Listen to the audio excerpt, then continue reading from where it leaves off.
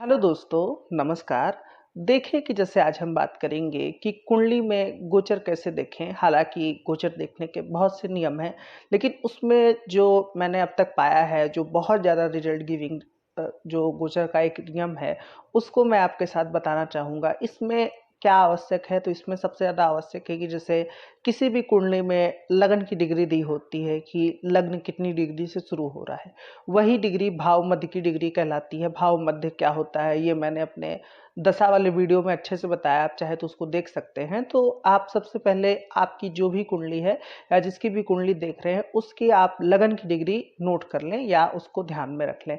अब देखिए कि क्या करना है। जैसे देखिए कि गोचर के ऐसे तो बहुत कई ढेर सारे नियम हैं कि कभी ये भाव का स्वामी, जैसे लग्न का स्वामी जिस भाव में जाता है उससे संबंधित फल मिलते हैं, गुरु जिस भाव में जाता है उससे संबंधित फल मिलते हैं, शनि जिस भाव में जाता है उससे संबंधित हानि होती है। लेकिन ऐसे नियम लगाने लगेंगे तो कोई भी फलित नहीं निकलेगा।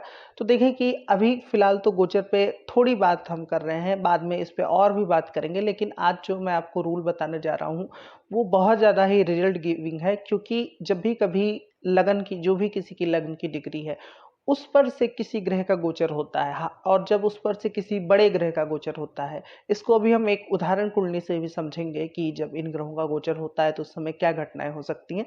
लेकिन सबसे पहले आप नियम समझिए कि जैसे मान लीजिए कि किसी का सिंह लग्न है, सिंह लग्न में उसकी डिग्री मान लीजिए कि 60 डिग्री है, 60 डिग्री का लग्न है। तो जब भी कभी गोचर में कोई ग्रह उस व्यक्ति के लिए यदि 60 डिग्री का होकर के कोई ग्रह गोचर में गुजरेगा, तो इसका मतलब कि वो भाव मध्य की डिग्री से गुजर रहा है, लग्न की डिग्री से गुजर रहा है। अब इसका क्या अर्थ हुआ कि जब भी कभी गोचर में ग्रह उस डिग्री से यानी कि लग्न की डिग्री से गुजरेगा, तो वो ग्रह जातक पर पूर्ण प्रभाव दिखाता है और उन ग्रहों का ज़्यादा फल मिलता है जो ग्रह धीमे चलते हैं। धीमे चलने वाले ग्रह कौन से हुए? जैसे कि शनि हो गया, राहु हो गया, केतु हो गया, गुरु हो गया। हालांकि ये ऐसे सीधा सीधा अप्लीकेबल नहीं होता है, उसके जो नियम है वो भी मैं आपसे चर्चा करूंगा। लेकिन पहले समझिए कि गोचर के नियम क्या हैं। तो इसमें ऐसा बताया गया है कि जैसे राहु केतु जब भी लग्न की डिग्री से होकर के गुजरते हैं, तो उस समय जातक को कुछ कष्ट या परेशानी हो सकती है, क्योंकि राहु केतु पाप ग्रह हैं। यहाँ लग्न की डिग्री से अर्थ है कि किसी भी भाव में जब वो गुजरेगा, जो भी लग्न की डिग्री है, जैसे मान लीजिए हमने भी बात की थी, जैसे किसी का सिंह लग्न है और उसकी लग्न की डिग्री 60 डिग्री है, तो जब भी कभी राहु केतु किसी भी भाव में जो भी 60 डिग्री से होकर के गुजरेंगे, और यदि राहु 60 डिग्री का होगा तो केतु भी 60 डिग्री का होगा, तो उस समय उस क्षण जातक को कुछ कष्ट या परेशानी हो सकती है, ऐसा बताया गया है। अब ऐसे तो लेकिन हर 1.5 वर्ष में राहु केतु राशि बदल देते हैं, तो क्या हर 1.5 वर्ष बाद जातक को परेशानी होगी? तो ऐसा नहीं है, लेकिन हाँ, उस स्थिति या उस अवधि में जातक को थोड़ा सा सावधान रहना चाहिए। अब देखें कि इसके साथ और भी नियम को क्लब किया गया है। जैसे कभी कभी ऐसी स्थिति बन जाए कि जैसे मान लीजिए कि राहु केतु लगन की डिग्री से गुजर रहे हैं, यानी कि लग्न में जो डिग्री है उस डिग्री से किसी भाव में गुजर रहे हैं या लग्न में ही गुजर रहे हैं, लेकिन उस समय किसी कारणवश गोचर में शनि भी किसी भाव से लग्न की डिग्री के समान ही गोचर कर रहा है। जैसे मान लीजिए कि हमने अभी सिंह लग्न की बात की, तो उस कुंडली में मान लीजिए कि राहु केतु जैसे कि छठे भाव और 12वें भाव में गोचर कर रहे हैं, और शनि भी मान लीजिए उसी कुंडली में चौथे भाव से वो शनि 60 डिग्री के अंतराल पे गोचर कर रहा है और राहु केतु भी गोचर कर रहे हैं। तो ऐसे समय में, हालांकि ऐसी स्थिति हमेशा नहीं बनती है, लेकिन कभी कभी ऐसी स्थिति बन जाती है, तो ऐसे समय में जातक को विशेष कष्ट हो सकता है। कहने का अर्थ क्या है कि कहने का अर्थ यह है कि जो लग्न की डिग्री होती है वो बहुत ही सेंसिटिव पॉइंट होती है। लेकिन अब इसके कुछ और नियम भी हैं जो मैं आपको बताऊंगा कि कब ये गोचर मतलब उतना कष्टदायी फलकारी नहीं होता है। और उसी तरीके से गुरु का आप विपरीत भी समझ सकते हैं कि जैसे राहु केतु शनि में हमने कहा कि बुरा हो सकता है, वैसे ही गुरु का गोचर हो तो लगन की डिग्री के समान अंशों से गुरु का जब गोचर होता है तो उस समय जातक के साथ कुछ अच्छा होने की संभावना होती है। धन समृद्धि या जो भी गुरु के ट्रेड्स हैं वो बढ़ने की संभावना होती है। लेकिन उस समय भी मतलब गुरु को ये जरूर देख लें कि गुरु अपने से जहाँ भी कुंडली में बैठा है वहां से छठे 8वें 12वें भाव में तो गोचर नहीं कर रहा है। या फिर जैसे हमने अभी राहु केतु की बात की, तो यदि मान लीजिए कि राहु केतु गोचर में तो डिग्री वाइज उस समान डिग्री से गुजर रहे हैं, लेकिन राहु केतु जिस स्थान से हैं, मतलब कुंडली में जिस स्थान पर बैठे हैं वहां से वो 11वें चल रहे हैं, 10वें चल रहे हैं, तो उस समय जातक को थोड़ा कम बुरा फल मिलता है। और वैसे ही गुरु भी यदि जब भी अपने से 11वें चलता है, तो वो जहाँ पे नेटल में जब गुरु जहाँ बैठा होता है वहां से 11वें चलता है, तो वो बेहतर फल देता है। लेकिन इस पे कभी हम और बात कर लेंगे, लेकिन ये सामान्य सी बात है जो आप ध्यान में रखिए। ऐसा भी बताया गया है कि जब कभी गुरु लगन की डिग्री से गुजरता है, यानी कि गुरु लग्न में गुजरे या लग्न की डिग्री से गुजरे, तो फिर उस समय जातक का मन काफी ज्यादा प्रसन्न रहता है, उसके मन में मतलब शांति का भाव रहता है, सुख समृद्धि और जितनी भी अनेक प्रकार की जो भी सुख है वो जातक को प्राप्त होता है, ऐसा बताया गया है। और उस समय किसी कारणवश जो अन्य शुभ ग्रह हैं, जैसे चंद्रमा हो गया, शुक्र हो गया, हालांकि ये सब ग्रह जल्दी चलते हैं और जल्दी जल्दी राशियां बदल देते हैं, लेकिन किसी कारणवश यदि कुंडली में आपने ऐसा नोटिस किया कि गुरु लग्न के अंश से गुजर रहा है किसी भाव से, और उसी समय शुक्र भी लग्न के किसी भाव से या लग्न के अंश से किसी भी भाव में गोचर करे, यहाँ लग्न के अर्थ अंश का अर्थ है कि जो भाव मध्य की डिग्री है वो, सिंपल सा इतना अर्थ है। लगन में से ही गोचर करे ऐसा आवश्यक नहीं, किसी भी भाव से गोचर करे ग्रह, बस वो लगन की डिग्री होनी चाहिए। तो देखें कि जब भी कभी ऐसी भी स्थिति आ जाए कि गुरु भाव मध्य की डिग्री से गुजर रहा हो और उस समय कुंडली में गोचर में शुक्र भी भाव मध्य की डिग्री से गुजरे, बुध भी भाव मध्य की डिग्री से गुजरे, ऐसा कभी कभी संभव हो जाता है। चंद्रमा हर 2.5 दिन में राशि बदले, तो उस समय जातक को विशेष अच्छे फल मिलने की भी संभावना होती है।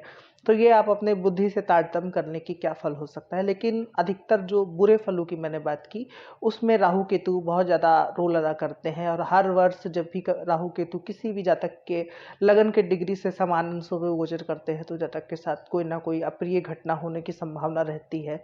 अब देखें कि इसमें कुछ अन्य नियम भी हैं, जैसे ऐसा भी बताया गया है कि गुरु शनि यदि किसी भाव को, जैसे गुरु किसी भाव को देख रहा है गोचर में और शनि उस भाव के स्वामी को देख रहा है गोचर में, मतलब कहने का अर्थ है कि गुरु किसी भाव को देख रहा है और शनि गोचर बस आपकी कुंडली में जहां उस भाव का स्वामी बैठा है उसको देख रहा है, तो भी उस भाव संबंधित फल मिलते हैं, ऐसा बताया गया। जैसे किसी का वृश्चिक लगन है, वृश्चिक लगन में मान लीजिए कि गुरु 10वें भाव को देख रहा है, यानी कि वो मान लीजिए कि गुरु चौथे भाव में गोचर कर रहा है, वहां से 10वें भाव को देख रहा है, और उसी कुंडली में मान लीजिए कि सूर्य जो है वो 11वें भाव में बैठा है और शनि उस कुंडली में गोचरवश 5वें भाव में चल रहा है और अपनी 7वीं दृष्टि से 11वें भाव के सूर्य को, जो कि जन्म का सूर्य है, उसको दृष्टि दे रहा है।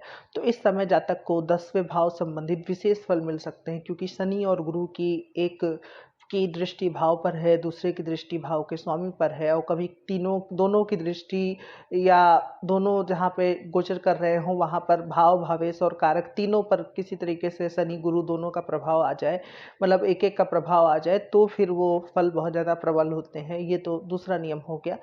तो ये जो माइन्यूट माइन्यूट सी बातें हैं इसका भी आप ध्यान रखिए जो गोचर लगाते वक्त देखते वक्त। लेकिन जो मैंने पहला पॉइंट बताया वो बहुत ही इम्पोर्टेंट पॉइंट है और हमेशा वो रिजल्ट देता है। मतलब कभी जातक की 7.5 चल रही हो, कोई बुरी दशा चल रही हो और उस समय भी शनि राहु का या राहु केतु का गोचर लगन की डिग्री के करीब करीब अंशों से जब गोचर करे या किसी भी भाव के मध्य से गोचर करे, तो उस समय जातक को काफ़ी सावधान रहने की आवश्यकता होती है। ऐसा पाया गया है कि जातक के साथ कोई ना कोई अप्रिय घटना या उस भाव संबंधित जो भी उसके रिश्तेदार हैं, सगे संबंधी हैं, उनको कोई कष्ट हो सकता है।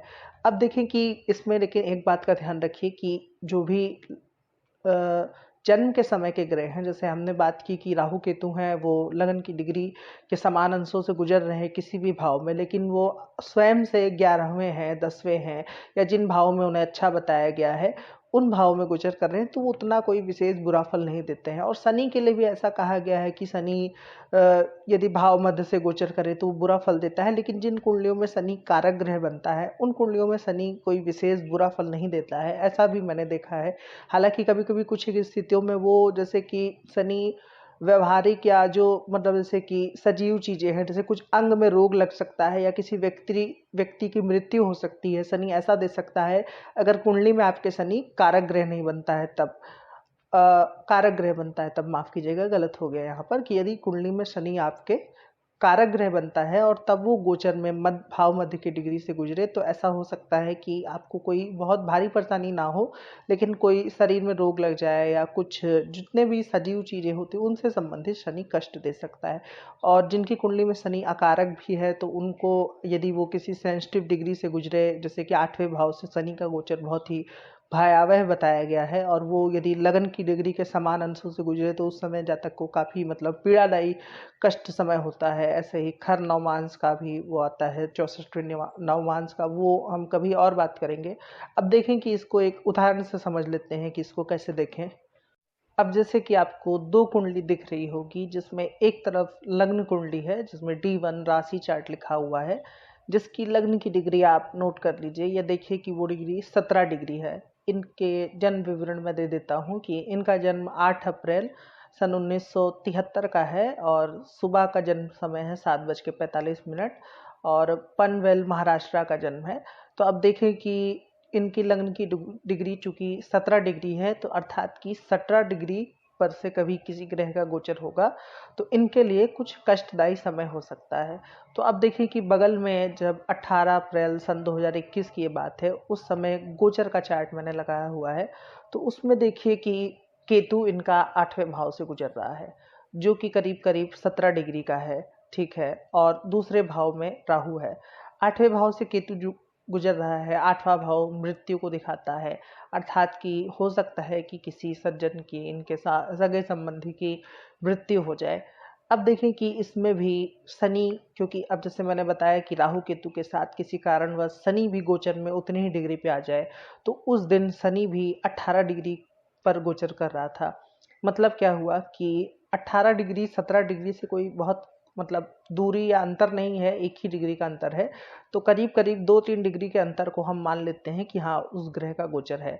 तो शनि भी उस दिन इनके जो जन्मकालीन मंगल है उस पर से गोचर कर रहा था, और मंगल एक तरीके से भाई बहनों का कारक होता है, और गोचर में मंगल तीसरे भाव में था, जिससे कि शनि 8वें भाव में गोचर कर रहा है, और शनि तीसरे भाव से भी 8वें भाव में गोचर कर रहा है।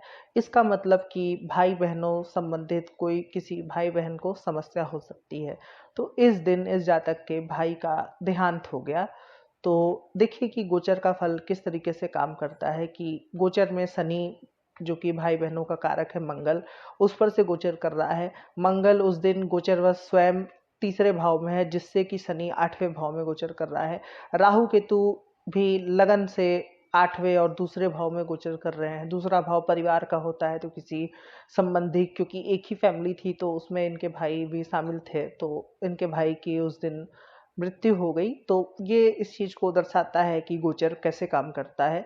लेकिन इसको देखने से पहले आप अन्य नियम भी जरूर देख लें कि बाकी नियम क्या कह रहे हैं, कुंडली के दशा अंतर्दशा क्या कह रही हैं, उसको भी जरूर देखें, तब भी आप गोचर के नियमों को अप्लाई करें।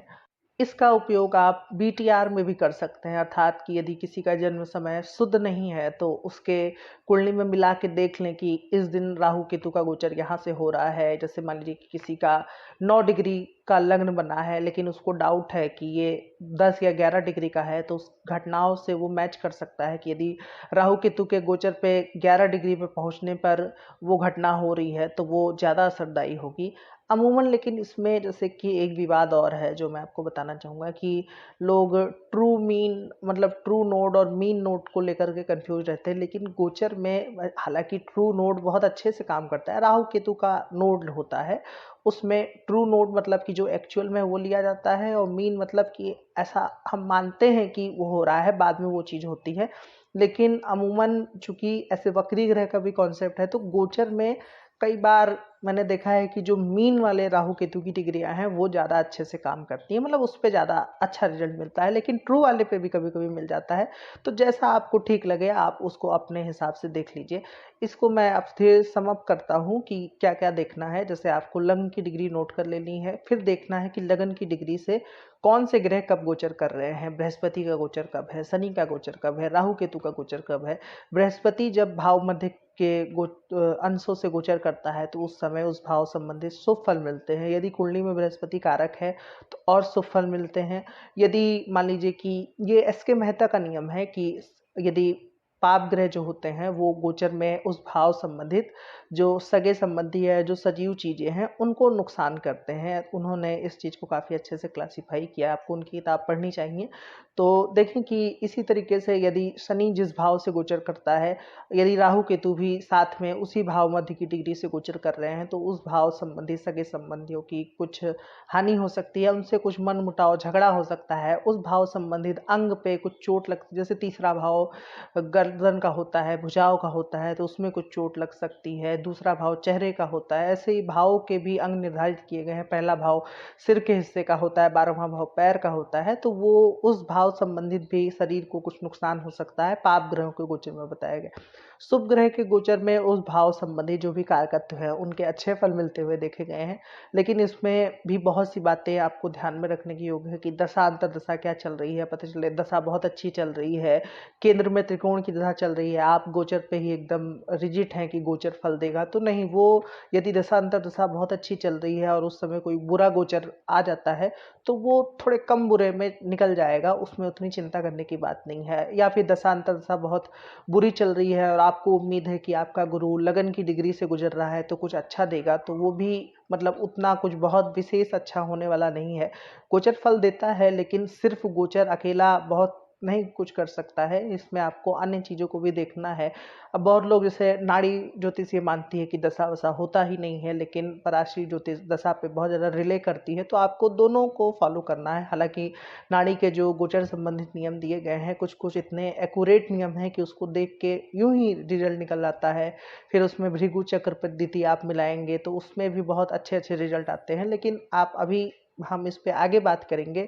इसमें एक और पॉइंट आता है कि ग्रहों के ऊपर से ग्रहों का गोचर, जैसे कि शनि का शुक्र से, सूर्य से, गुरु से गोचर कैसा फल होता है, गुरु का अन्य ग्रहों पर कैसा फल होता है, ये सारे पॉइंट आएंगे। लेकिन अभी फिलहाल आज आप इस विषय को समझिए कि जब भी कोई ग्रह भाव मध्य की डिग्री से गुजरेगा, तो उस भाव संबंधित वो जो भी फल है, जैसे पाप ग्रह गुजर रहा है तो कुछ बुरे फल दे सकता है, और शुभ ग्रह गुजर रहा है तो अच्छे फल देगा।